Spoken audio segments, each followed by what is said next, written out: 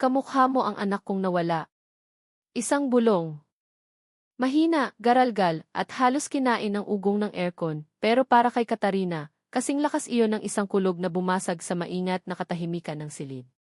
Napatigil ang kamay niyang nag-aayos sa kumot ni Doña Felisa Velez. Hindi siya lumingon. Hindi siya huminga. Nagkunwari siyang walang narinig na ang salitang iyon ay produkto lang ng pagod o ng nanlalabong isip ng matandang kanyang inaalagaan. Pero hindi iyon ang unang beses. Noong isang linggo, habang pinupunasan niya ang antigong salamin sa tapat ng kama nito, may ibinulong din itong katulad noon. Isang tanong na hindi niya nasagot, Clarissa, ikaw na ba yan? Pinilit niyang iwaksi ang mga iyon. Sa 6 na buwan niya sa mansyon ng mga Velez, natutunan na niyang maging isang anino, maingat, masipag at halos hindi napapansin. Trabaho niya ang mag-alaga, hindi ang makinig sa mga lihim na pilit ng ibaon sa limot ng pamilyang ito. 5:30 ng umaga. Ang liwanag sa labas ay kulay ubi pa, at ang hamog ay nakadikit pa sa malalaking bintanang kapis. Mula sa maliit na radyo sa mesa, umaalingaw na ang pamilyar na tinig ng pari para sa pang-umagang misa. Ito ang pang-araw-araw na ritual na ipinagbili ni Sir Joaquin, ang anak ng Donya na nasa Amerika. Kahit daw tulog pa ang ina nito, kailangang marinig nito ang salita ng Diyos. Para raw gumaan ang kaluluwa.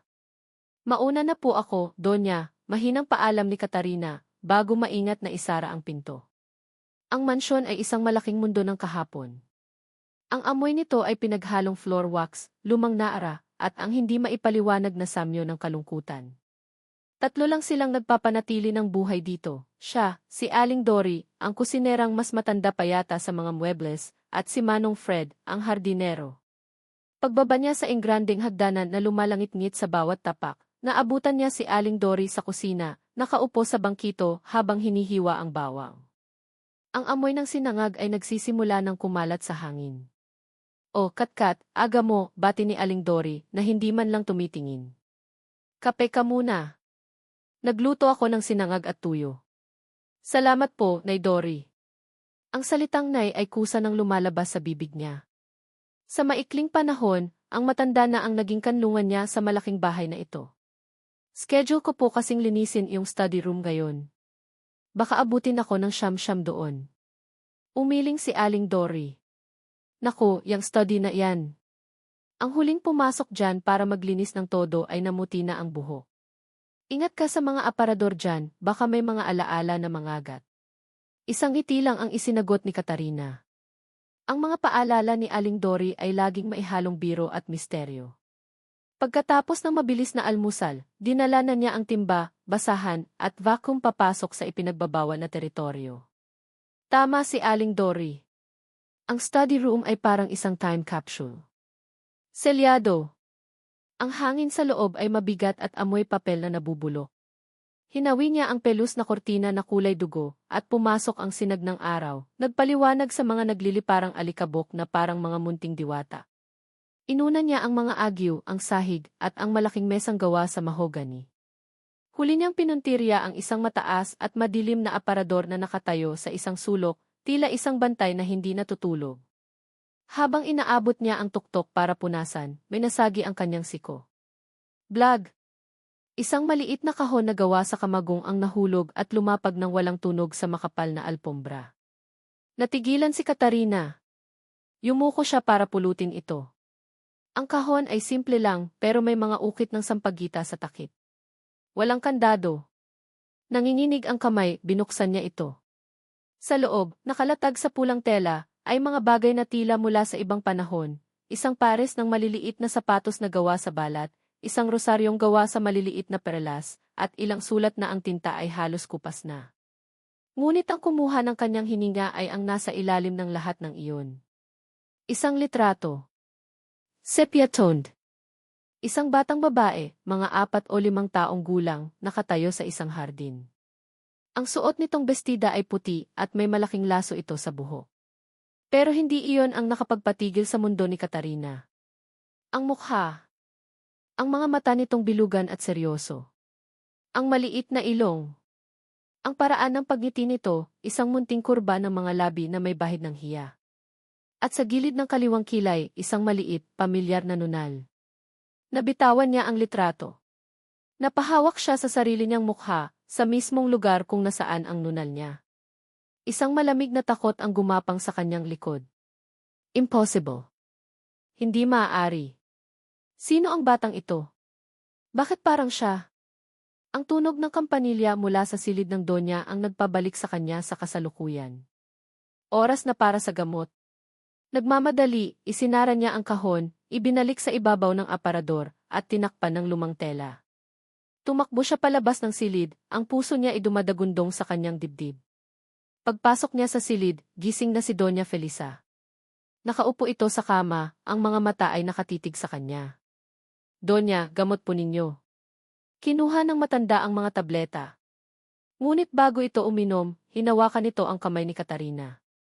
Ang hawak nito ay mahigpit, at ang mga mata nitong karaniwang nanlalabo ay tila biglang luminaw. Clarissa D. Ulit ng matanda, mas malinaw ngayon, mas puno ng pananabik. Ina, patawarin mo ako. Napakunot ang noo ni Katarina. Po. Katarina po ang pangalan ko. Biglang kumurap-kurap ang donya, na tila nagising mula sa isang panaginip. Umiti ito ng pilit. Pasensya na, iha. May naalala lang ako. Ang pangalan ng dati kong hardinero ang asawa niya. Clarissa ang pangalan. Binitiwan nito ang kanyang kamay at ininom ang gamot. Tanghalian. Habang kumakain sila ni Aling Dory ng kamotkyu na bagong luto, hindi na napigilan ni Katarina ang sarili. Nay Dory, may kwento po ba talaga sa pamilyang to? Tungkol sa nawawalang anak. Ibinaba ni Aling Dory ang kanyang tinidor at tumingin sa paligid. Huwag kang maingay, bata ka. Bawal pag-usapan yan dito. Pero, totoo po ba? Pilit ni Katarina, halos pabulong. Bumuntong hininga ang matanda. Ang sabi-sabi, mahigit 20 taon na ang nakalipas nagkaroon daw ng malaking sunog sa bahay ng hardinero nila, sa likod lang ng mansyon. Namatay daw ang mag-asawa. Si Antonio at si Clarissa. May anak daw silang babae, kasing edad halos ni Sir Joaquin noon. Pagkatapos ng sunog, hindi na raw nakita ang bata. Ang sabi, kasamang nasunog. Ang sabi ng iba, may kumuha. Walang nakakaalam. Mula noon, ipinagbawal na ng matandang Don ang pangalan ng bata. Isinara ang libro. Kaya wag mo nang bubuklatin, Katarina. Masasaktan lang si Doña Felisa. Clarissa. Ang pangalan ng kanyang ina. Antonio. Ang pangalan ng kanyang ama. Tumama ang lahat ng piraso. Ang mga magulang ni Katarina ay namatay sa sunog noong bata pa siya, at isang malayong kamag-anak ang kumukop sa kanya. Pero hindi niya alam ang detalye. Hindi niya alam na sa mansyon pala na ito nagtatrabaho ang mga magulang niya. Kinagabihan, bumuhos ang ulan na may kasamang hangin at kulog. Matapos niyang patulugin ang donya, bumaba si Katarina para maglinis sa sala.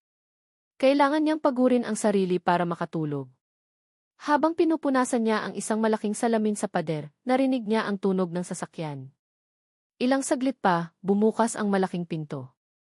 Sa gitna ng isang kidlat na nagpaliwanag sa buong sala, isang figura ng lalaki ang tumambad sa kanya, basang-basa ng ulan. Sa gulat, napaatras si Katarina. Nasagi niya ang isang maliit na mesa. Ang pitsel ng tubig na nakapatong doon ay tumagilid at ang laman ay sumabog diretso sa dibdib ng lalaki. Ano ba? Sigaw nito. Nanginig si Katarina. Ang mukha, ang tindig si Joaquin Velez. Sir! Naku, sorry po. Diyos ko po. Nataranta siya, kinuha ang basahan, at akmang lalapit para punasan ito. Don't touch me, Maring, sabi ni Joaquin, ang boses ay nagyelo. Pinigilan nito ang kanyang braso. I came home to surprise my mother, not to get baptism from the clumsy maid. Sino ka? Ako po si Katarina, sir. Bibago pong tagapag-alaga ni Doña Felisa, nautal niyang sagot. Binitiwan siya ni Joaquin, pero ang mga mata nito ay nanatiling nakatitig sa kanya. Ang galit sa mga mata nito ay dahan-dahang naglaho, napalitan ng isang bagay na mas malalim, mas nakakalito. Tinitigan siya nito na para bang isa siyang multo. Mula sa kanyang buhok, sa kanyang mga mata, hanggang sa nunal sa gilid ng kanyang kilay. Magaling kayatang maglinis, sarkastikong sabi ni Joaquin, pero ang tono ay hindi nagalit. Pati reputasyon ko, binasa mo na. Kasi po kayo po yung sumulpot bigla, hindi niya napigilang isagot. Isang ngiti, maliit at halos hindi makita, ang sumilay sa labi ni Joaquin. Lumapit ito at ang distansya sa pagitan nila ay biglang naging napakaliit. Amoy niya ang mamahaling pabango nito na maihalong amoy ng ulan. Ang mga mata nito ay tila tumago sa kanyang kaluluwa, naghahanap ng isang sagot sa tanong na hindi pa nito nabibigkas. At sa wakas, sa isang boses na halos pabulong, sinabi nito ang mga salitang muling gumimbal sa mundo ni Katarina. Bakit parang kilala na kita? Ang tanong ni Joaquin ay biniti ng hangin sa pagitan nila, mas mabigat pa kaysa sa amoy ng ulan at basang lupa na pumapasok mula sa nakabukas na pinto. Bakit parang kilala na kita?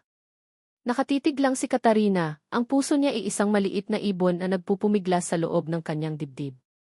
Ang utak niya ay sumisigaw ng 1,000 posibleng sagot, dahil ako po ang anak ng dati ninyong hardinero. Dahil baka ako po ang nawawala ninyong kapatid. Dahil kamukhang-kamukha ko ang isang batang nasa lumang litrato sa inyong study room. Ngunit walang lumabas sa kanyang bibig. Nanatili siyang pipi, hawak sa ilalim ng tingin ng lalaking gayon ay tila hindi nagalit kundi nalilito. Si Joaquin mismo ay tila nagulat sa sarili niyang sinabi. Kumunot ang noo niya, pilit na may inaalala, pero bigla itong umiling na parang iwinawaksi ang isang walang kwentang isipin. Ang lamig ay bumalik sa kanyang mga mata. Never mind, Anya, ang boses ay muling naging patag at may otoridad. Just clean this mess up. At pakidala ng mga bagahe ko sa guest room. I'll stay there for now, ayokong maistorbo si Mama. Tumalikod na ito at nagsimulang umakyat sa engranding hagdanan, iniwan si Katarina na nakatayo sa gitna ng sala, basang-basa ang sahig sa kanyang paanan at gulong-gulo ang isipan. Habang pinupunasan niya ang mga bubog at ang natapong tubig, hindi niya maiwasang isipin, sa maikling sandaling iyon, sa paraan ng pagkatitig nito, naramdaman niyang nakita ni Joaquin hindi lang ang isang kasambahay, kundi isang pamilyar na kaluluwa. Kinabukasan, ang tensyon sa mansyon ay pwedeng hiwain ng kutsilyo. Ang pagdating ni Joaquin ay nagdala ng bagong enerhiya sa bahay, isang enerhiyang mabigat, istrikto, at puno ng hindi masabing mga alituntunin. Naging doble ang pag-iingat ni Katarina sa bawat kilos niya. Nagsimula ang kanilang unang tunay na bangayan sa kusina. Naghahanda si Katarina ng almusal para kay Doña Felisa, isang simpleng lugaw na may itlog at tinadtad na dahon ng sibuyas. Paborito iyon ng matanda. Biglang pumasok si Joaquin sa kusina, suot ang isang itim na t-shirt at jogging pants, halatang kagigising lang. Binuksan niya ang ref at tiningnan ang laman nito na parang isang inspektor. What's this? Tanong niya, nakaturo sa isang mangkok ng tirang adobo mula sa hapunan ni Aling Dory. Adobo po, sir, sagot ni Katarina, hindi inaalis ang tingin sa niluluto niyang lugaw. I know it's adobo. But it looks oily. And my mother's on a strict diet. Walang mantika, walang masyadong alat. Did you read the instructions as sent? Napahinto si Katarina sa paghahalo. Hinarap niya ito, may bahid ng inis sa kanyang boses. Sir, para po kay Aling Dory at sa akin yan. Ang pagkain po ni Doña Felisa ay hiwalay kong iniluluto. Alam ko po ang mga bawal sa kanya. Tumaas ang isang kilay ni Joaquin. Good. And what's that you're cooking? Smells bland. Dito na hindi napigilan ni Katarina ang sarili. Lugaw po. Paborito po niya. Hindi po lahat ng masarap kailangang komplikado. Isang saglit na katahimikan ang namayani. Tinitigan siya ni Joaquin, at sa unang pagkakataon, nakita ni Katarina ang isang kislap sa mga mata nito, hindi inis, kundi aliw. Tila hindi ito sanay na sinasagot ng pabalang. Fine. Just make sure you follow her meal plan. Don't want any mistakes, sabi na lang nito bago kumuha ng isang mansanas at lumabas ng kusina. Naiwan si Katarina na humihingal, pinaghalong inis at isang kakaibang kilig ang nararamdaman. Ang lalaking ito, sa kabila ng kasungitan, ay may kung anong epekto sa kanya. Nakakainis, pero kasabay nito, nakakakaba. Sa mga sumunod na araw, ang mga maliliit na sagutan nila ay naging parte na ng pang-araw-araw na buhay sa mansyon.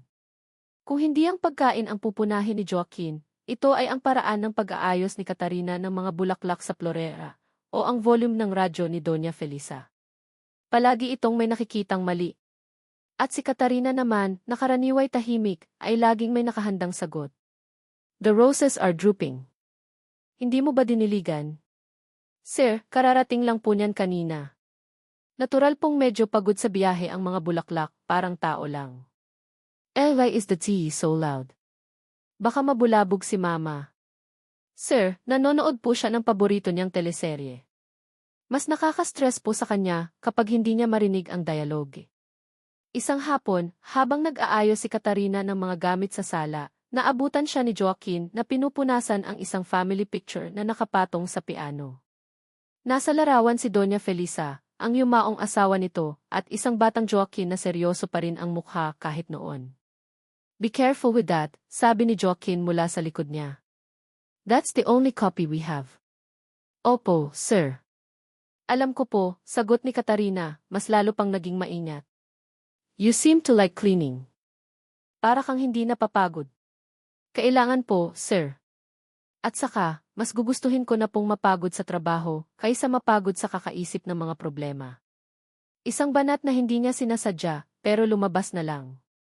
Natigilan si Joaquin. Tumingin si Katarina sa kanya at nahuli niya ito, isang ngiti. Hindi isang sarkastikong ngiti, kundi isang tunay, bahagyang ngiti na umabot sa mga mata nito. Sa isang saglit, nawala ang anyo ng isang bilyonaryong masungit at napalitan ng isang lalaking tila ngayon lang ulit nakakita ng isang bagay na simple at totoo. Mabilis ding naglaho ang ngiting iyon nang mapansin niyang nakatingin si Katarina. Tumikim ito. Just finish your work. At mabilis itong umalis. Ngunit nakita niya. At ang imahe ng ngiting iyon ay tumatak sa isip ni Katarina, nagbibigay sa kanya ng isang kakatuwang pag-asa. Samantala, ang relasyon niya kay Doña Felisa ay lalong lumalalim. Dahil sa pagdating ni Joaquin, mas naging malungkutin ang matanda. Tila may isang bigat na bumalik sa mansyon kasama ng anak nito.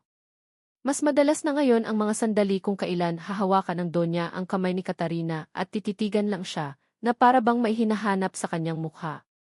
Isang umaga, habang sinusuklayan ni Katarina ang manipis at puti ng buhok ng Donya, nagsalita ito. Iha, ilang taon ka na? Magbi-23 na po sa susunod na buwan, Donya, sagot ni Katarina. Kailan ang kaarawan mo? Sa akin po ng Oktubre.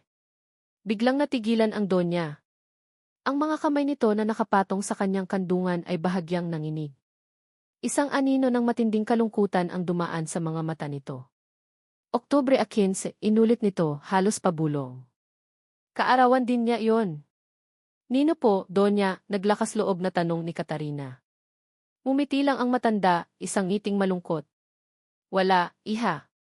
Isang anghel na matagal nang lumipad pabalik sa langit. Hindi na muling nagsalita ang Donya tungkol doon, pero sapat na ang mga salitang iyon para muling buksan ang kahon ng mga tanong sa isip ni Katarina. Ang kaarawan niya. Ang nawawalang anak. Ang mga piraso ng palaisipan ay unti-unting nabubuo at natatakot siya sa larawang kanyang makikita. Kinagabihan, hindi na niya natiis. Hinanap niya si Aling Dory na nagliligpit sa kusina. Nay Dory, simula niya, ang boses ay nanginginig.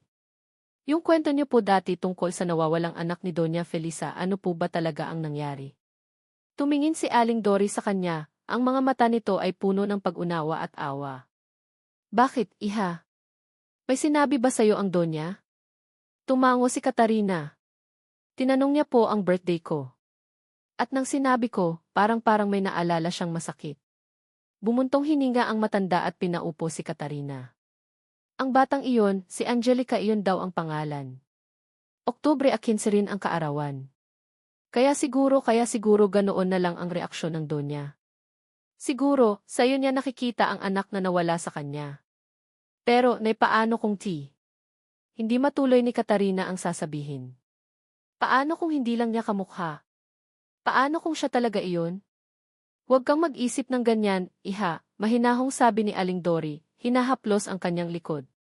Masasaktan ka lang. Tsismis lang ang lahat. Ang mahalaga, narito ka ngayon, inaalagaan mo siya. Iyon na lang ang isipin mo. Tumango si Katarina. Pero ang payo ni Aling Dory ay hindi sapat para patahimikin ang bagyo sa kanyang isipan. Kinagabihan, hindi siya makatulog. Mga alauna na ng madaling araw nang bumangon siya para uminom ng tubig. Habang pababa siya ng hagdan, dahan-dahan para hindi makalikha ng ingay, may napansin siyang liwanag na nagmumula sa bahagyang nakabukas na pinto ng silid ni Doña Felisa. Dahan-dahan siyang sumilip. Ang nakita niya ay halos dumurog sa kanyang puso. Nakaupo si Doña Felisa sa kanyang tumba-tumba sa harap ng bintana, nakatingin sa madilim na hardin sa labas. Ang mukha nito ay basang-basa ng luha. Mahina itong humihikbi, isang tunog ng kalungkutan na walang katapusan. At sa kanyang mga kamay, hawak nito ang isang bagay na kumikinang sa liwanag ng buwan. Isang kwintas. Isang simpleng silver na kwintas na may pendant na hugis araw, na may maliit na bato sa gitna.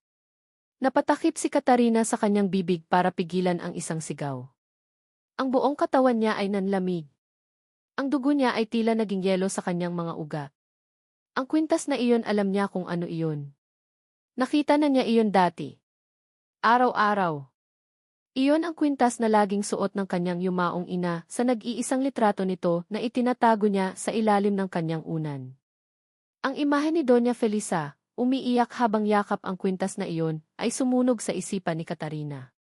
Bumalik siya sa kanyang maliit na silid na parang isang kaluluwang nawawala sa sariling tahanan. Hindi na siya nakatulog. Umupo siya sa gilid ng kanyang kama, binuksan ang kanyang lumang wallet, at kinuha ang nag-iisang kupas na larawan ng kanyang ina. Naroon ang kwintas. Nakasabit sa liig ng isang nakangiting babae na may mga matang katulad ng sa kanya. Ang kwintas na hawak-hawak ng Donya, na tila bahuling piraso ng isang nawawalang pag-asa, ay ang mismong kwintas na pagmamay-ari ng kanyang ina. Paano? Paanong napunta sa Donya ang isang bagay na dapat ay kasama ng kanyang ina sa libingan? O baka hindi? Ang mga tanong ay umikot sa kanyang isip na parang isang buhawi, walang tigil, walang sagot. Ang bawat piraso ng ebidensya, ang kanyang mukha, ang kanyang kaarawan, ang pangalan ng kanyang ina, at ngayon, ang kwintas, ay tumuturo sa isang konklusyon na napakatindi para paniwalaan at napakasakit para tanggihan. Kinabukasan, ang bigat sa kanyang dibdib ay mas matindi pa. Sinubukan niyang maging normal, ngunit ang bawat kilos niya ay may kasamang pag-aalinlangan. Ang bawat pagtingin niya kay Doña Felisa ay may kasamang tanong. Ang bawat pag-iwas niya kay Joaquin ay may kasamang takot. Habang nagwawalis siya sa hardin, nilapitan siya ni Aling Dory. Ang matanda ay may dalang-dalawang baso ng malamig na sagot-gulaman. Kitang-kita sa mukha nito ang pag-aalala. Hiza, ayos ka lang ba? Malumanay na tanong nito. Kanina ka pa parang wala sa sarili. May bumabagabag ba sa'yo? Hindi na napigilan ni Katarina. Ang mga luhang pinipigilan niya buong magdamag ay nagsimulang mamuo sa kanyang mga mata. Nay Dory, yung kwintas po. Anong kwintas? Yung hawak po ni Doña Felisa kagabi. Nakita ko po siya. Umiiyak siya habang hawak ang isang kwintas na may pendant na araw. Nay, yung kwintas na iyon sa mama ko po iyon. Nabitawan ni Aling Dory ang basong hawak. Mabuti na lang at sa damuhan ito bumagsak. Nanlalaki ang mga mata ng matanda, isang halo ng gulat at takot ang mababasa sa kanyang mukha. Hinila niya si Katarina papunta sa isang sulok ng hardin, malayo sa mga bintana ng mansyon. Sigurado ka ba, Katarina, nanginginig ang boses nito? Tumango si Katarina, ipinakita ang litrato mula sa kanyang wallet. Ito po, Nay. Tingnan niyo po. Pinakatitigan ni Aling Dory ang litrato. Ilang sandali itong natahimik, bago dahan-dahang tumingin kay Katarina. Ang mga mata nito ay puno ng isang bagay na hindi pa nakikita ni Katarina dati, isang malalim na awa. May bata silang nawawala dati, halos pabulong na sabi ni Aling Dory, na parang inuulit ang isang lihim na matagal nang itinago. Sabi nila, namatay sa sunog. Pero walang nakakita sa bangkay. Baka nga ikaw yon, iha. Baka ikaw si Angelica. Ang pangalang iyon, Angelica, ay parang isang susi na bumukas sa isang pinto sa isipan ni Katarina. Isang pangalan na narinig na niya noon, ngunit hindi niya matandaan kung saan. Kailangan mong mag-ingat, Katarina, dagdag ni Aling Dory. Ang pamilyang ito, maraming tinatagong sekreto. Kung totoo ngang ikaw ang nawawalang anak, hindi natin alam kung bakit ka itinago o kung sino ang nagtago sa'yo. Ang pag-uusap nila ay hindi nila namalayang may nakikinig. Nakatayo sa may bintana ng kanyang silid sa ikalawang palapag, si Joaquin. Hindi niya narinig ang lahat, pero sapat na ang kanyang nakita, ang pag-uusap na tila puno ng sekreto, ang litratong ipinapakita ni Katarina, at ang ekspresyon ng takot sa mukha ni Aling Dore. Para sa kanya, ito ay isang eksena ng dalawang kasambahay na may binabalak. Isang hinala ang nagsimulang tumubo sa kanyang isipan, isang pangit na hinala na nagsasabing ang lahat ng ito ay isang malaking palabas. Kinagabihan, nagkaroon ng pagkakataon si Katarina na tanungin ang Donya. Habang tinutulungan niya itong maghanda para sa pagtulog, naglakas loob siya. Donya, maaari po ba akong magtanong? Ano iyon, iha? Yung kwintas niyo po yung may pendant na araw. Saan po ninyo nakuha? Natigilan si Doña Felisa. Ang mga kamay nito ay humigpit sa kumot. Pamana iyon sa akin ng aking ina. Matagal na iyon. Isang kasinungalingan. Alam ni Katarina na nagsisinungaling ang matanda. Pero bakit? Ano ang itinatago nito? Kasi po kamukhang kamukha po iyon ng kwintas ng nanay ko, sabi ni Katarina, ang boses ay halos hindi na marinig. Isinuot niya ang kwintas, isang replika na ipinagawa niya noon pa, mula sa tanging alaala ng kanyang ina. Simple, gawa sa peking pilak, pero ang disenyo ay parehong-pareho. Nang makita ito ni Doña Felisa, ang kulay sa mukha nito ay biglang nawala. Nanlaki ang mga mata nito, napahawak ito sa kanyang dibdib. Saan-saan mo nakuha yan? Bago pa man makasagot si Katarina, bumukas ang pinto. Pumasok si Joaquin. Nakita niya ang eksena, si Katarina, suot ang kwintas, at ang kanyang ina, na tila nahihirapang huminga. Natulala si Joaquin. Ang tingin niya ay napako sa kwintas na nasa liig ni Katarina. Ang mukha niya ay nagbago, mula sa pagkalito, naging pagkaunawa, at sa huli, naging yelo. Ang hinala niya kaninang umaga ay tila nakahanap ng kumpirmasyon. Ano nang ginagawa mo? Malamig na tanong ni Joaquin, ang boses ay puno ng galit na pinipigilan. Ang tingin niya ay parang punyal na tumusok sa puso ni Katarina. Anong ginagawa mo sa nanay ko? Sir, nag-uusap lang po kami. Nag-uusap? O tinatakot mo siya, lumapit si Joaquin. Ang bawat hakbang niya ay mabigat. That necklace. Saan mo nakuha yan? Ninakaw mo ba yan? Umiling si Katarina, ang mga luha ay nagbabadyang tumulo. Hindi po. Galing to kay mama ko. Hindi ko alam kung saan talaga nanggaling pero sa kanya po ito. Sa nanay mo, isang sarkastikong tawa ang kumawala kay Joaquin. How convenient. Alam mo ba kung ano iyang kwintas na yan? Pag-aari yan ng kapatid kong namatay. Ang nawawala kong kapatid. Parang binuhusan ng malamig na tubig si Katarina. So, totoo nga. Ang kwintas ay kay Angelica. Pero paanong napunta sa nanay niya? I see it now, sabi ni Joaquin, ang mga mata ay nagnininga sa galit. This is all a scam. The resemblance, the sad stories you and that old cook, you planned this all along, didn't you? You're an opportunist. Gold digger. Ang bawat salita ay parang sampal. Ang sakit ay hindi na maipaliwanag.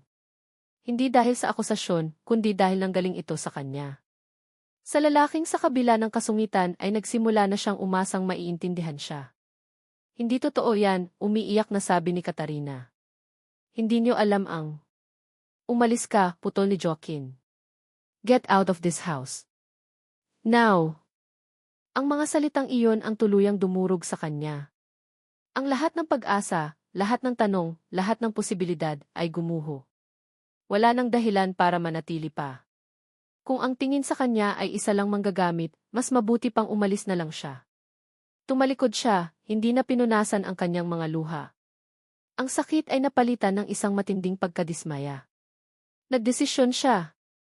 Aalis siya. Babalik siya sa probinsya. Kakalimutan niya ang mansyong ito, ang mga sekreto nito, at ang lalaking humusga sa kanya nang hindi man lang alam ang buong katotohanan. Ngunit habang naglalakad siya papalabas ng silid, isang tunog ang nagpatigil sa lahat. Isang mahinang ungol na sinundan ng isang malakas na kalabog. Paglingon nila, nakita nila si Doña Felisa, nakabulagta sa sahig, walang malay. Mama, sigaw ni Joaquin, ang galit ay napalitan ng purong takot. Dali-dali siyang tumakbo palapit sa ina, habang si Katarina ay nanatiling nakatayo sa may pinto, tulala, ang desisyon niyang umalis ay biglang natabunan ng isang mas malaking takot. Ang takot na baka ang tanging taong makapagbibigay sa kanya ng kasagutan ay mawala na ng tuluyan bago pa man niya malaman ang buong katotohanan. Ang mga ilaw ng ambulansya na kumukutitap sa madilim na gabi ay isang malupit na paalala ng biglaang pagbabago ng lahat. Ang dating tahimik na mansyon ay napuno ng ingay at pagmamadali. Si Doña Felisa ay isinakay sa stretcher, habang si Joaquin ay sumisigaw ng mga utos sa mga paramedic, ang kanyang mukha ay isang maskara ng purong pagkataranta. Nakatayo lang si Katarina sa isang sulok, hindi makagalaw. Ang mga salitang "iumalis ka" ay umuulit-ulit pa rin sa kanyang isipan, ngunit ang katawan niya ay ayaw sumunod. Paano siya aalis? Paano niya iiwan ang lahat sa ganitong sitwasyon? Sumunod si Joaquin sa ambulansya.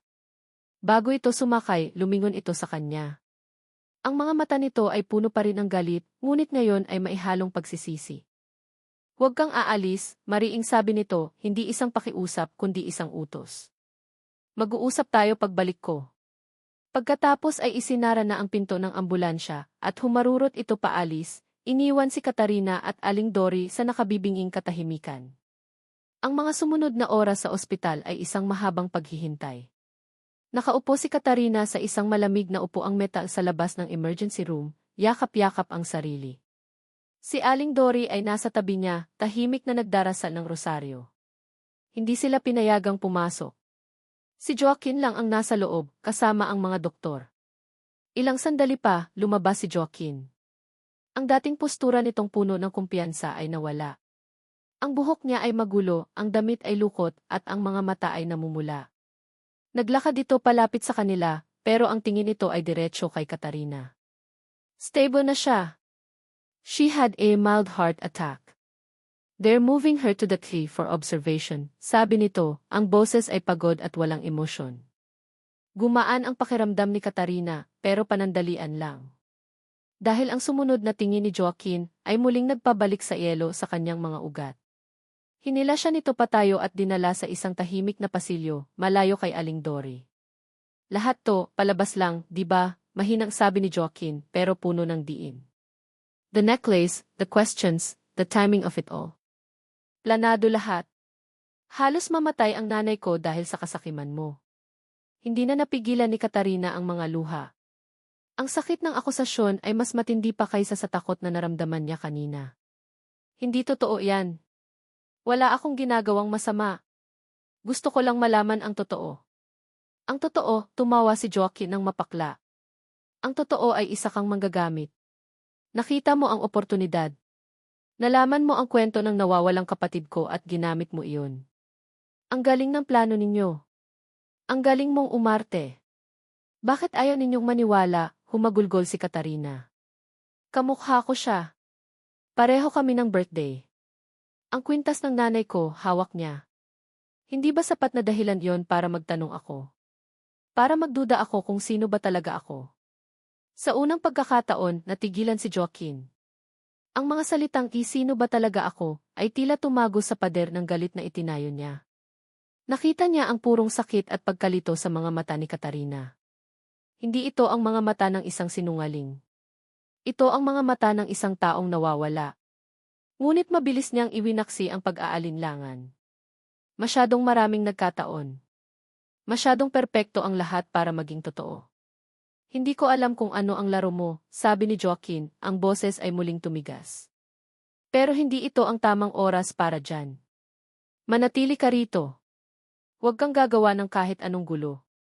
Babantayan mo ang nanay ko kapag kailangan." Maliwanag. Tumango lang si Katarina, wala nang lakas para makipagtalo. Pinunasan niya ang kanyang mga luha at bumalik sa kinaupuan niya. Sa sandaling iyon, hindi lang si Joaquin ang nagdududa sa kanya. Pati siya, nagsimula ng magduda sa sarili. Baka nga nagkakamali lang siya. Baka dala lang ng kahirapan at ng pagnanais na magkaroon ng pamilya, kaya niya ipinipilit ang isang bagay na imposible. Baka isa lang siyang hamak na kasambahay na kamukha ng isang nawawalang tagapagmana. Kinabukasan, habang natutulog si Joaquin sa isang sopa sa waiting area, nilapitan siya ni Aling Dory. May iniabot itong isang maliit na papel na nakatupi.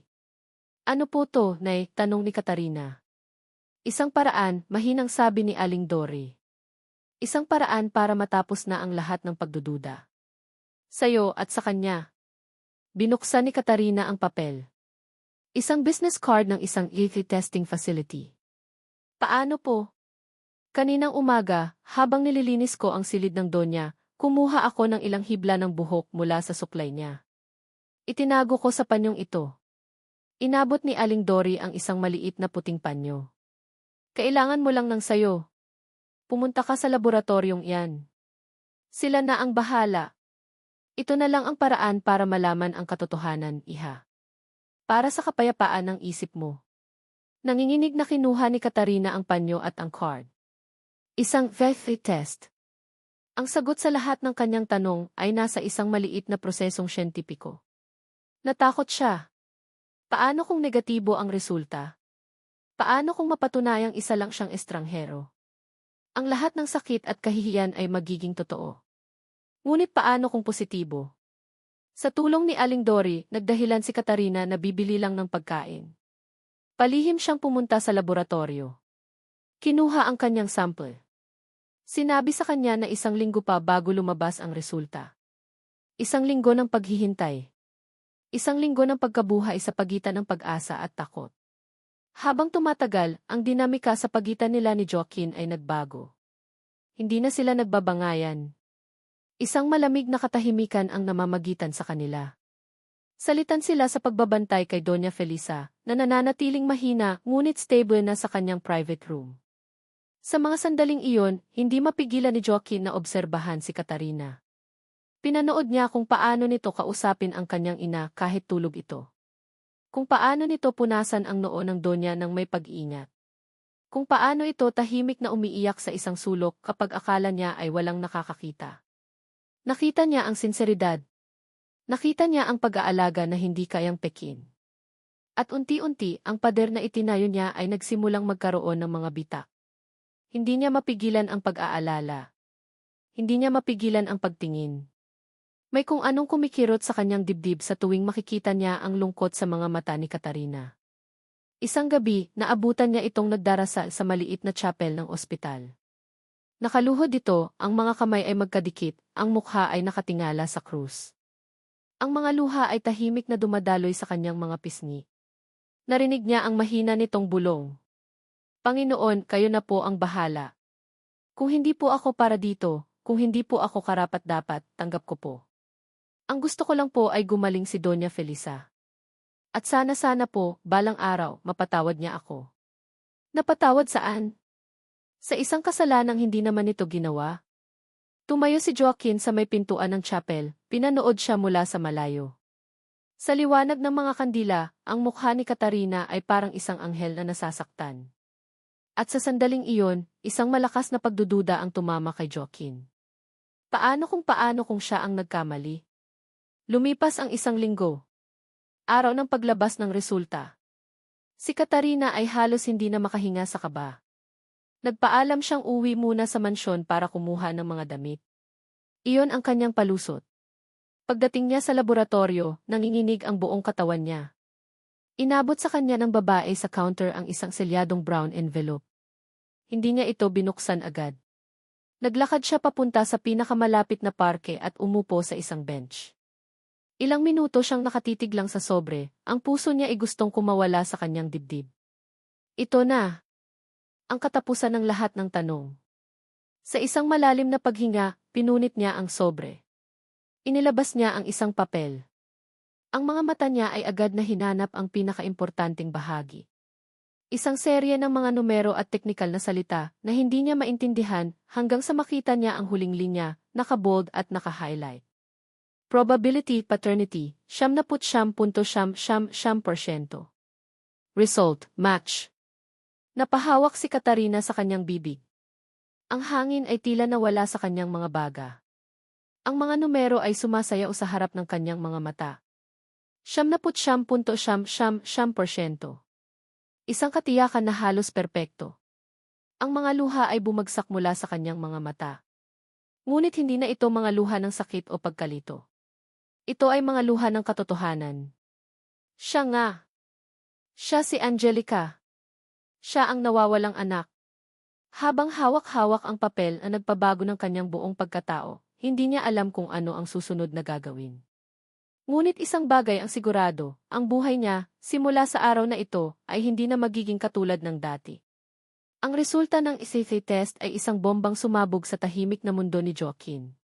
Hawak niya ang papel, ang mga salitang ₱90.9% match, ay tila nakaukit sa kanyang mga mata. Pabalik-balik niyang binasa, umaasang baka may mali, baka nagkamali lang ng pangalan, baka isa itong mas malaking panloloko. Pero ang pirma ng doktor at ang selyo ng ospital ay hindi nagsisinungaling. Si Katarina, ang masipag at matapang na kasambahay. Ang babaeng inakusahan niyang manggagamit. Ang babaeng unti-unti nang umukit ng puwang sa nagielo niyang puso. Ay kapatid niya. Ang katotohanang iyon ay isang pader na biglang itinayo sa pagitan nila, mas mataas at mas matibay kaysa sa pader ng galit at pagdududa. Isang pader na gawa sa dugo. Nakatayo si Katarina sa harap niya, ang mga matay puno ng luha, ngunit may bagong kislap ng katotohanan. Hinihintay nito ang kanyang reaksyon. Ngunit anong reaksyon ang ibibigay niya?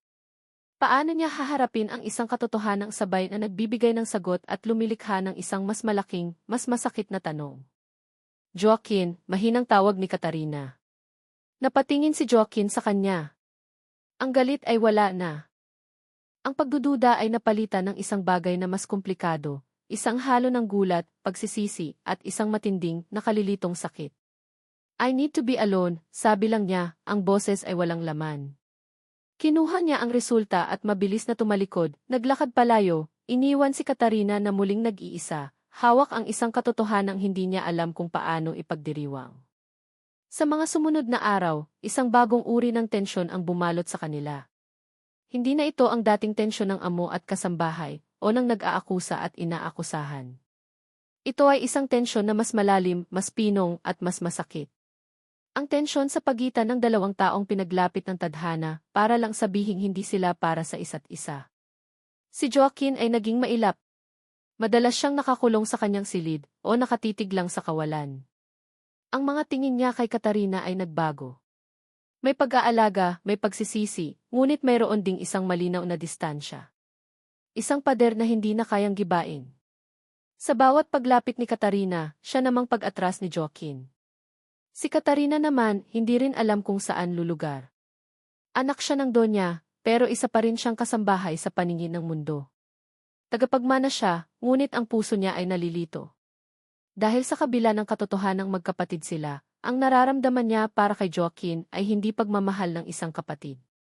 Ito ay isang bagay na mas malalim, isang bagay na sinubukan niyang itago, ngunit ngayon ay lalong lumalakas dahil sa bawal na katotohanan.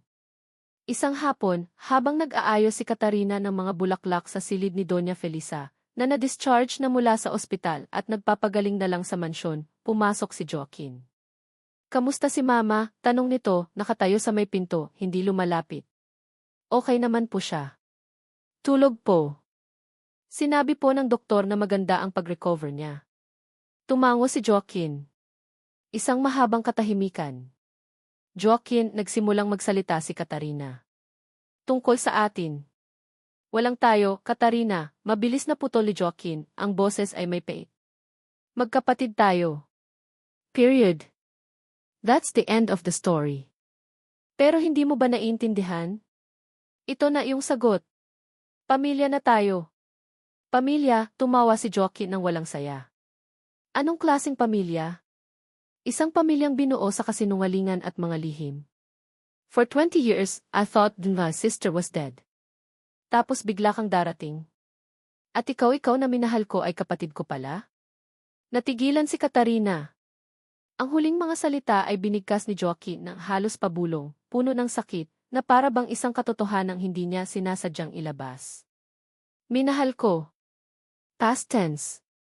Bago pa man makabawi si Katarina, tumalikod na si Joaquin at umalis, iniwan ang mga salitang iyon na nakasabit sa hangin, isang matamis na lason na lalong nagpadurog sa puso ni Katarina. Ang sitwasyon ay lalong naging komplikado sa pagdating ni Clara. Pinsan ni Joaquin, anak ng kapatid ng kanyang ama. Maganda, sopistikada, at laging nakadikit kay Joaquin mula pa pagkabata.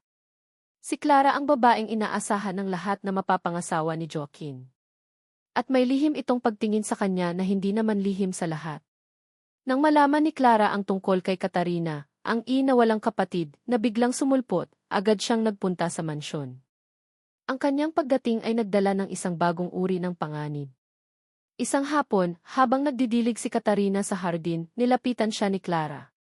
Ang ngiti nito ay matamis, pero ang mga mata ay matalim. "So, you're the long-lost princess," panimula ni Clara, ang boses ay puno ng sarkasmo. "Ang galing, from rags to riches.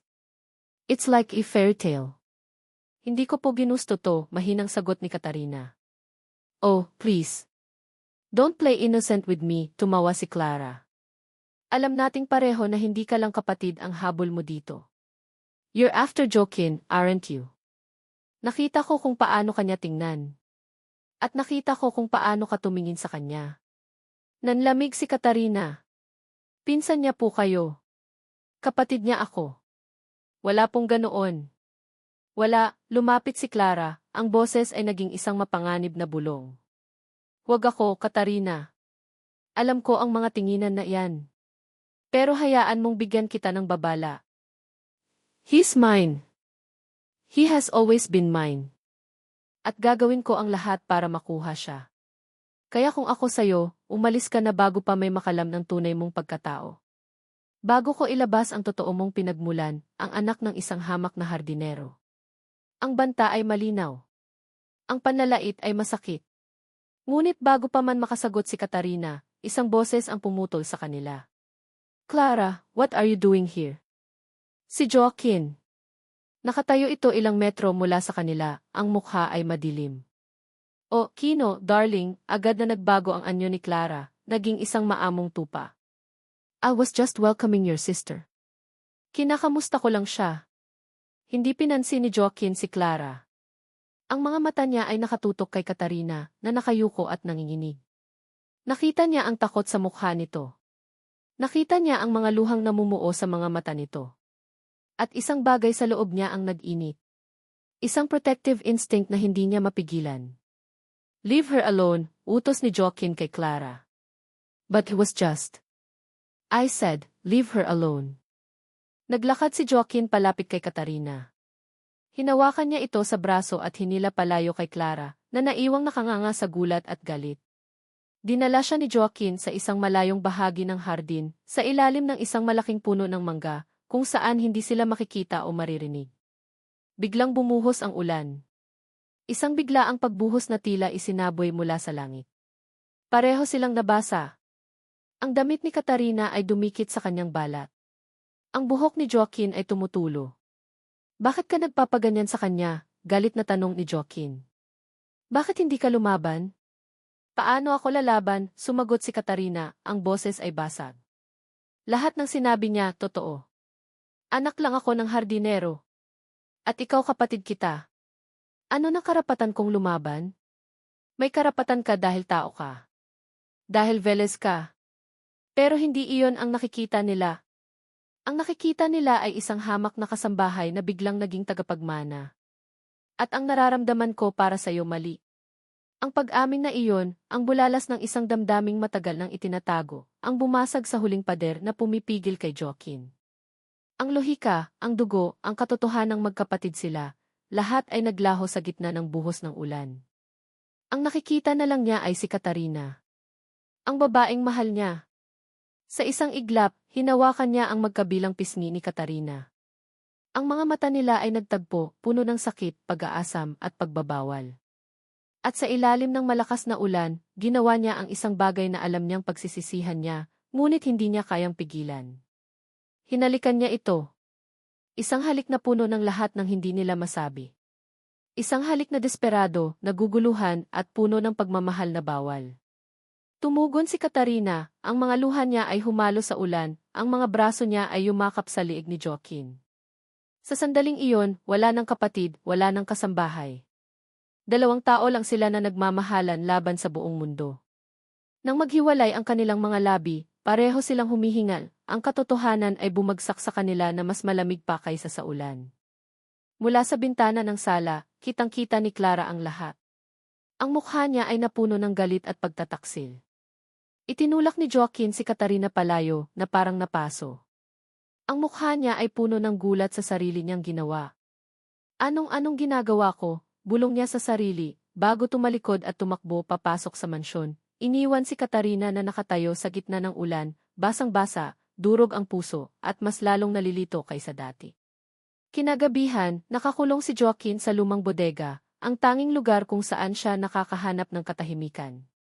Umiinom siya ng diretsyo mula sa bote ng alak. Sa kanyang kamay, hawak niya ang isang lumang singsing, ang wedding ring ng kanyang ina. Umiiyak siya. Isang iyak na tahimik at puno ng pagkabigo. Anong gagawin ko, ma? Paano ko siya mamahalin kung anak ka niya? Ang tanong ay sinagot lang ng katahimikan ng bodega at ng kaluskos ng mga daga sa isang sulok. Ang halik sa ulan ay nag-iwan ng isang sugat na mas malalim pa kaysa sa inaakala nila. Para kay Katarina, iyon ay isang mapait na patikim ng isang bawal na langit. Para kay Joaquin, iyon ay ang kumpirmasyon ng isang kasalanang hindi niya kayang takasan. Ang mga sumunod na araw ay naging isang ehersisyo ng pag-iwasan.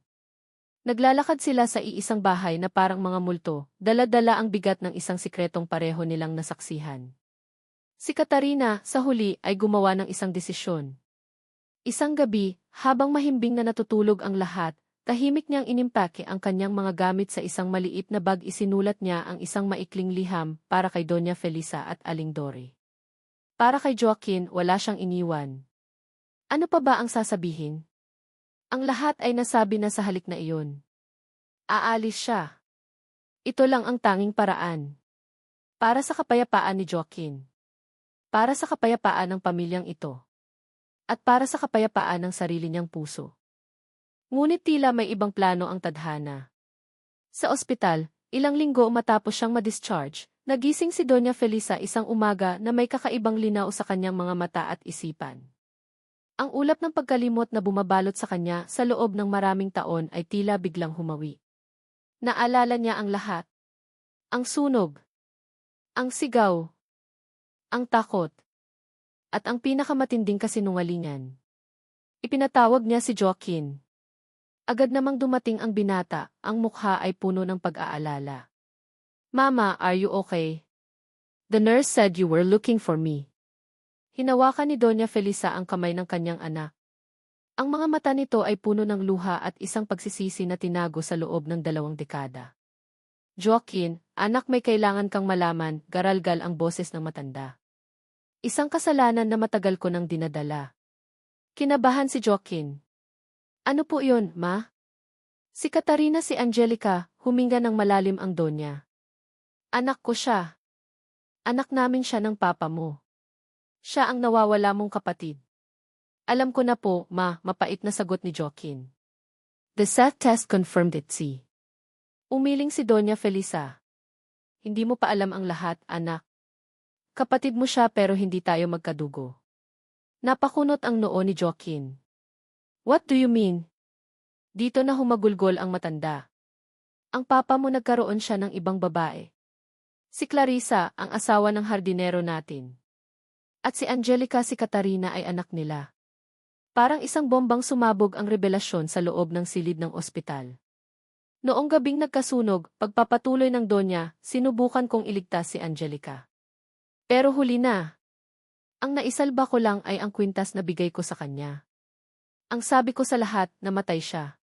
Ang totoo, may kumuha sa kanya, isang kamag-anak ni Clarissa na nagtago sa kanya sa probinsya. Ginawa ko iyon dahil sa galit. Dahil sa sakit. Hindi ko matanggap na may anak sa labas ang asawa ko. Tumingin siya kay Joaquin, ang mga mata ay puno ng pakiusap. Pero ikaw, Joaquin, ikaw ay hindi anak ng papa mo. Ampun ka lang namin, anak. Anak ka ng kapatid kong namatay sa panganganak. Pinalaki ka namin na parang tunay na anak para hindi masira ang pangalan ng pamilya. Itinago namin ang lahat ng ito. Patawarin mo ako, anak. Hindi makapagsalita si Joaquin. Ang buong mundo niya ay gumuho sa pangalawang pagkakataon. Ang lahat ng alam niya tungkol sa kanyang pagkatao, isang kasinungalingan. Ang babaeng inakala niyang kapatid niya, hindi pala. Siya ang hindi tunay na Velez. Hindi kami magkapatid, halos pabulong na sabi ni Joaquin. isang halo ng gulat, galit, at isang napakalaking pag-asa ang biglang sumibol sa kanyang dibdib. Hindi sila magkapatid.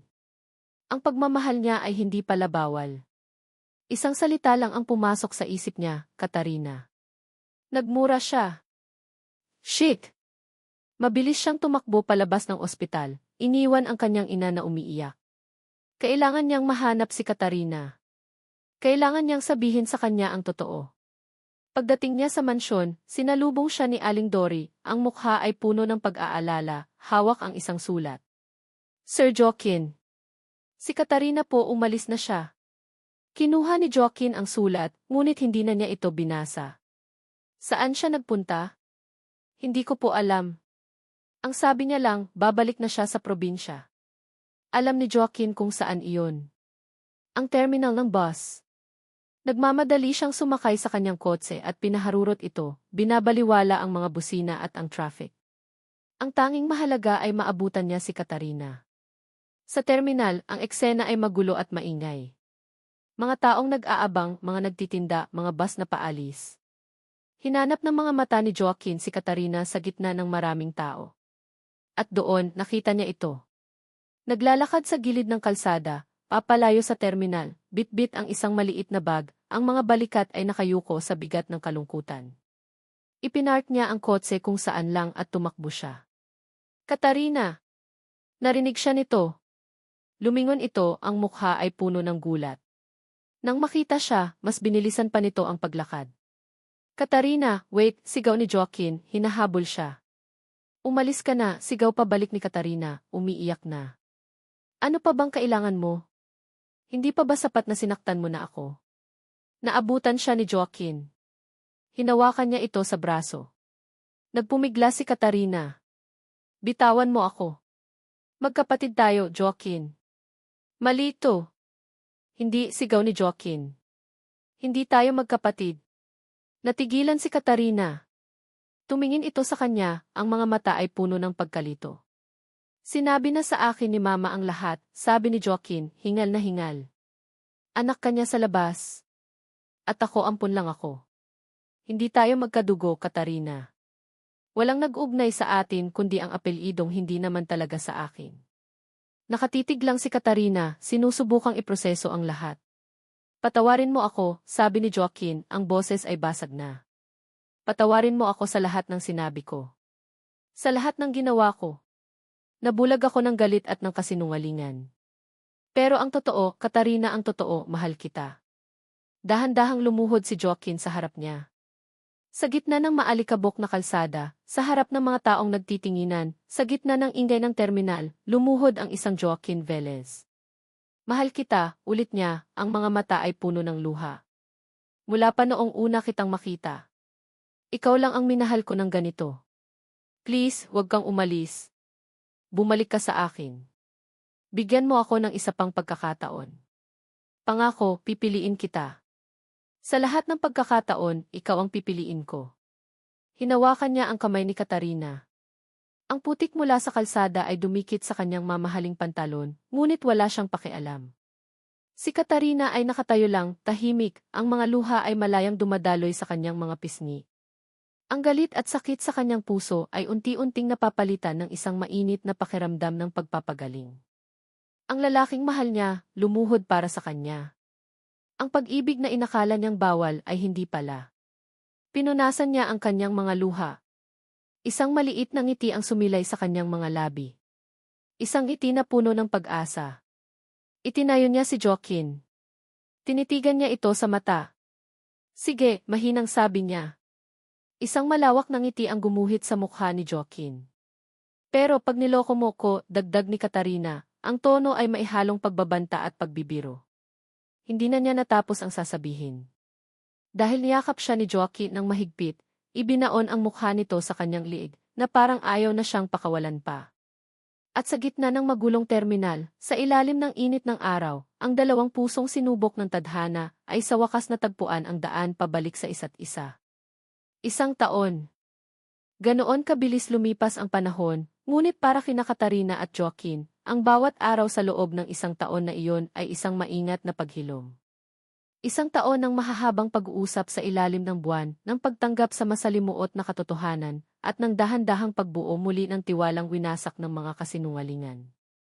At ngayon, sa isang maliit na isla na tinatawag na Isla de Teresa, ang lugar kung saan unang dinala ni Joaquin si Katarina pagkatapos ng kanilang pag-amin sa terminal ng bus, nakatayo ang isang maliit na simbahan na gawa sa bato at kahoy, handa nang maging saksi sa katuparan ng kanilang pag-ibig.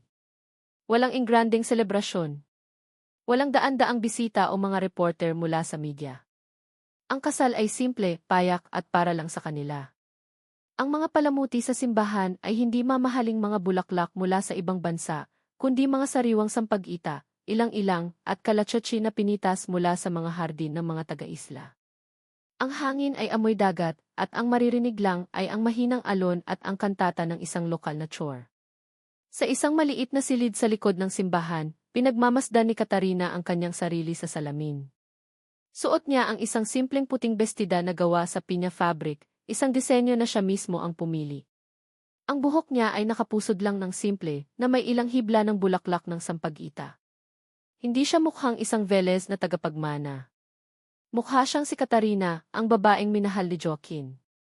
Handa ka na ba, iha? Ang boses ni Aling Dory ang pumutol sa kanyang pag-iisip. Nakatayo ito sa may pinto, ang mga mata ay nangingilid sa luha ng kaligayahan. Siya ang tumayong ina ni Katarina sa buong proseso. Tumango si Katarina at mumiti. Opo, Nay. Mas handa pa po sa handa. Maya-maya, bumukas muli ang pinto. Pumasok si Doña Felisa, inaalalayan ng isang saklay, ngunit ang tindig ay puno ng dignidad. Ang mukha nito ay may mga ngiti na ngayon, hindi na ang dating anino ng kalungkutan. Sa loob ng isang taon, natutunan niyang patawarin ang kanyang sarili at buong pusong tanggapin si Katarina. Anak ti. Ang salitang iyon, sa tuwing bibig kasi ng Donya, ay nagdudulot pa rin ng kakaibang init sa puso ni Katarina. Lumapit ang matanda at hinawakan ang kanyang mga kamay. Hindi ko man naibigay sa iyo ang buhay na nararapat sa iyo sa loob ng 20 taon, hayaan mong ibigay ko sa iyo ang lahat ng pagmamahal na naipon sa puso ko ngayon, sabi ng Donya. Ang boses ay nanginginig. May kinuha itong isang maliit na kahon. Pagbukas nito, naroon ang orihinal na kwintas na may pendant na araw, nilinis at kumikinang na parang bago. Ito ay sayo. Noon pa man, sayo na ito. Isinuot ng Donya ang kwintas sa liig ni Katarina. Sa pagkakataong ito, hindi na ito simbolo ng isang masakit na lihim, kundi simbolo ng pagbabalik at pagtanggap. Sa labas ng simbahan, bago magsimula ang seremonya, isang hindi inaasahang bisita ang lumapit kay Joaquin. Si Clara. Payak ang suot nito, walang bakas ng dating pagkasopistikada. May dala itong isang maliit na regalo. Joaquin, sabi nito, hindi makatingin ang diretsyo. Congratulations. Nagulat si Joaquin. Clara. Thanks for coming. I wanted to say I'm sorry. For everything, sabi nito bago inyabot ang regalo. A small gift. For your new beginning. Tumango si Joaquin. Thank you, Clara. I appreciate it, T. Walang nang ibang salita. Tumalikod na si Clara at tahimik na umupo sa isang upuan sa pinakalikod ng simbahan, isang pagtanggap sa kanyang pagkatalo. Nagsimula ng tumugtog ang organ. Ang lahat ay tumayo. Dahan-dahang bumukas ang pinto ng simbahan. Nakatayo si Joaquin sa altar, suot ang isang simpleng barong Tagalog. Sa pagpasok ni Katarina, na inaalalayan ni Manong Fred na itinuring na niyang ama-amahan, hindi napigilan ni Joaquin ang pagngiti habang ang mga luha ay namumuo sa kanyang mga mata. Sa wakas, pagkatapos ng lahat ng unos, ng lahat ng sakit, narito na sila. Nang makarating si Katarina sa harap, hinawakan ni Joaquin ang kanyang kamay. Ang pagkakahawak nito ay mahigpit, puno ng pangako. We are gathered here today, T. Panimula ng pari. Ang buong seremonya ay parang isang panaginip. Nang dumating ang oras para sa kanilang mga panata, unang nagsalita si Katarina. Humarap siya kay Joaquin, ang mga mata ay nagniningning. Joaquin, simula niya, ang boses ay matatag. Noong una tayong magkita, ang dala ko lang ay isang bag ng damit at isang pusong puno ng tanong. Binigyan mo ako ng gulo, ng sakit at ng pagdududa. Pero sa kabila ng lahat ng iyon, binigyan mo rin ako ng isang bagay na hindi ko inakalang mahahanap ko, isang tahanan. Salamat sa lahat lalo na sa pagtiwala mo sa akin sa huli. Ngayon, si Joaquin naman. Hinigpitan niya ang hawak sa kamay ni Katarina. Katarina, Anya, ang boses ay puno ng emosyon. Akala ko, ang pagiging isang Velez ang pagkatao ko. Akala ko, ang yaman at kapangyarihan ang magpapasaya sa akin. Pero mali ako.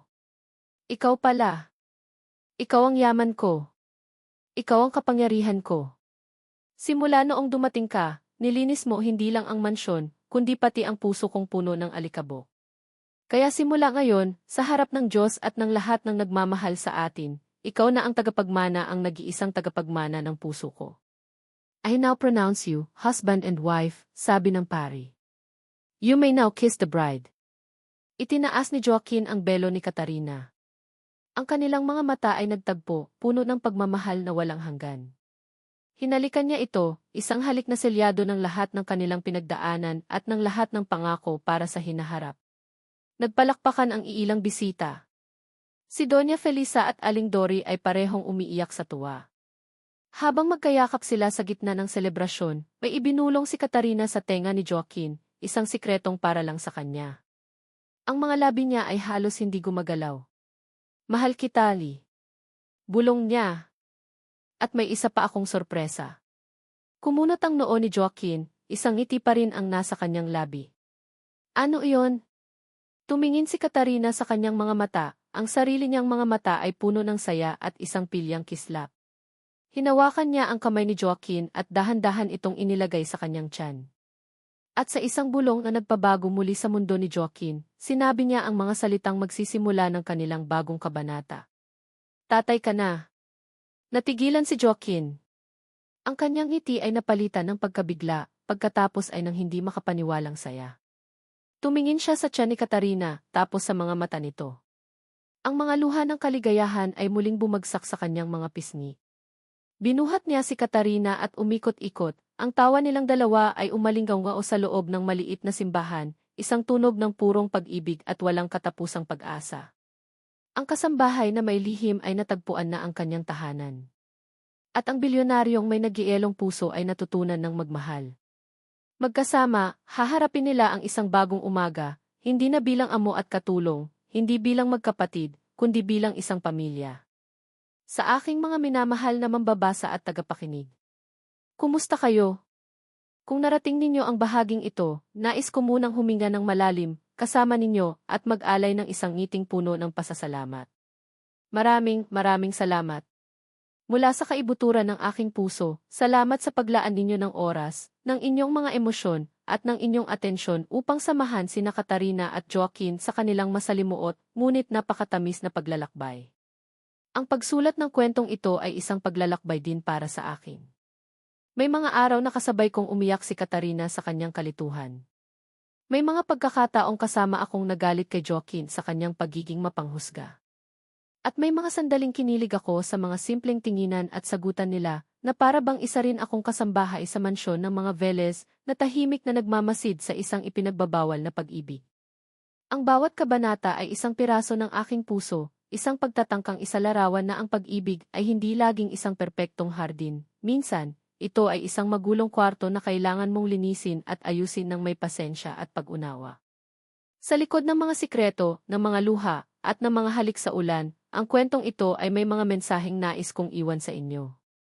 Una, ang kapangyarihan ng katotohanan at pagpapatawad. Ang mga kasinungalingan, gaano man katagal itago, ay laging hahanap ng paraan upang lumabas. Ngunit ang pagpapatawad, sa iba at lalo na sa ating mga sarili, ang siyang tunay na susi na nagpapalaya sa atin mula sa mga tanikala ng nakaraan. Pangalawa, nais kong iparating na ang ating pagkatao ay hindi nasusukat sa ating pinagmulan o sa apelyidong ating dinadala. Ang tunay na halaga natin ay nakikita sa ating mga gawa, sa ating kakayahang magmahal ng walang hinihintay na kapalit, at sa ating katatagan sa gitna ng mga pagsubok. Lahat tayo, tulad ni Katarina, ay may karapatang hanapin ang ating lugar sa mundo. At lahat tayo, tulad ni Joaquin, ay may pagkakataong iwasto ang ating mga pagkakamali at piliin ang tama. At higit sa lahat, Ang kwentong ito ay tungkol sa pag-ibig sa iba't ibang anyo nito, ang pag-ibig na nagdududa, ang pag-ibig na nagsasakripisyo, ang pag-ibig na bawal, at ang pag-ibig na nagpapagaling. Ngayon, nais ko namang marinig ang inyong mga kwento. Ano ang naramdaman ninyo habang sinusubaybayan ang istorya? Aling bahagi ang pinakatumatak sa inyong puso? Huwag kayong mag-atubiling mag-iwan ng komento o ibahagi ang inyong mga saloobin. Ang bawat isa sa inyong mga mensahe ay isang malaking inspirasyon para sa akin. At kung nagustuhan ninyo ang paglalakbay na ito, inaanyayahan ko kayong ibahagi ang kwento ni Katarina at Joaquin sa inyong mga kaibigan at mahal sa buhay. Muli, isang taos-pusong pasasalamat. Hanggang sa ating susunod na kwento. Naway patuloy tayong maniwala sa kapangyarihan ng pag-ibig na kayang baguhin ang lahat.